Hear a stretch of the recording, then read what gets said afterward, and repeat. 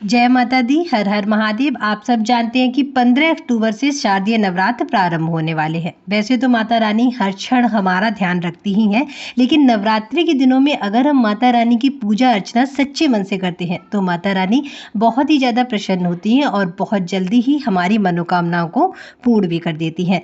नवरात्र के पावन दिनों में हम जिस स्थान पर माता रानी की फोटो या फिर मूर्ति को सजाकर पूजा करते हैं उस जगह पर माँ अम्बे निवास करती हैं और हमारे द्वारा की गई पूजा को प्रत्यक्ष रूप से स्वीकार करती हैं। इसलिए माँ दुर्गा की कृपा पाने के लिए नवरात्रि का समय बहुत ही अच्छा समय माना जाता है। नवरात्र आने से पहले ही हम लोग अपने घरों में तैयारियां करना शुरू कर देते हैं। घर की साफ सफाई करते हैं, लाइटिंग करते हैं, माता की चौकी के स्थान और मंदिर को सजावट करते हैं। ऐसे में अगर आप माता रानी की संपूर्ण कृपा पाना चाहते हैं तो आपको शारदीय नवरात्र शुरू होने से पहले ही कुछ चीजों को अपने घर से बाहर निकाल फेंकना होगा, क्योंकि ये चीजें आपके घर में नेगेटिविटी को बढ़ाती हैं। चलिए जानते हैं कि क्या है वो चीजें। लेकिन उससे पहले जो लोग इस चैनल पर पहली बार आए हैं और मेरी आवाज को पहली बार सुन रहे हैं, वीडियो को लाइक जरूर करिएगा, चैनल को सब्सक्राइब करिएगा और कमेंट में जय माता दी जरूर लिखिएगा। चलिए आगे बढ़ते हैं और बात करते हैं उन चीजों की जिनको आपको शारदीय नवरात्र से पहले ही अपने घर से बाहर निकाल देना है। देखिए, अगर आपके घर में किसी भी भगवान की या फिर देवी देवता की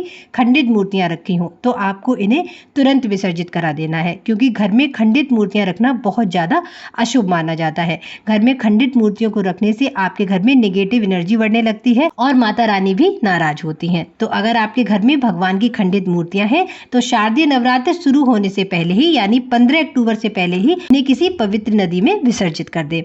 अब जो दूसरी चीज है वो है फटे पुराने जूते चप्पल। अगर आपके घर में पुराने जूते चप्पल पड़े हैं जिनका आप यूज नहीं करते हैं तो आपको इन्हें तुरंत घर से बाहर निकाल देना है, क्योंकि वास्तु के अनुसार इनसे घर में नेगेटिव एनर्जी और दरिद्रता का आगमन होता है। तो शारदीय नवरात्र शुरू होने से पहले इन जूते चप्पलों को निकालकर अपने घर को पवित्र करें। अब जो अगली चीज है वो है बंद घड़ी। देखिए, अगर आपके घर में कोई भी ऐसी घड़ी लगी है या फिर कहीं पड़ी है कबाड़े में जो चलती नहीं है यानी बंद है, तो इसको या तो आप ठीक कराएं और अगर वो ठीक नहीं हो सकती है तो इसे तुरंत अपने घर से निकाल कर बाहर करें, क्योंकि बंद घड़ी घर में रखने से आपकी तरक्की रुक जाती है और नेगेटिविटी भी बढ़ने लगती है। तो शारदीय नवरात्र शुरू होने से पहले बंद घड़ियों को अपने घर से बाहर कर दें।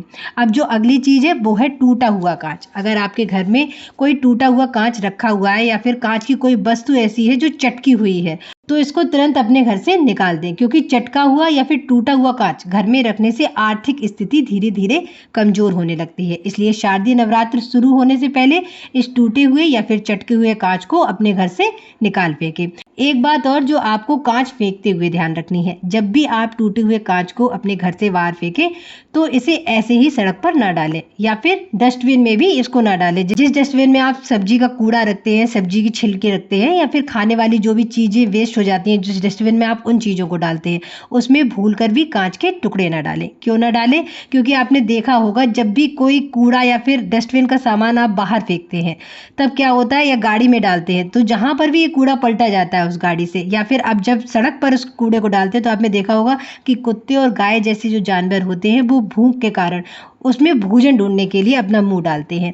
और अगर आप घर की सब्जियों के छिलकों के साथ इन कांच के टुकड़ों को डाल देंगे तो उन जानवरों को चोट पहुंच सकती है। इसलिए टूटे हुए कांच को हमेशा किसी पुराने कपड़े में रैप करके ही टेप लगाकर तब उसको फेंके, जिससे किसी जीव को कोई नुकसान ना पहुंचे, क्योंकि माता रानी के लिए वो सभी जीव उनके बच्चे हैं। जैसे हम उनके बच्चे हैं वैसे ही जो जानवर होते हैं वो भी माता रानी के बच्चे ही है, क्योंकि उन्हें भी माता रानी ने ही बनाया है। अगर उनको चोट पहुंचती है तो माता रानी को भी कष्ट होता है। तो इस बात का ध्यान रखें, जब भी आप कांच फेंके तो उसे डायरेक्ट नहीं डालें।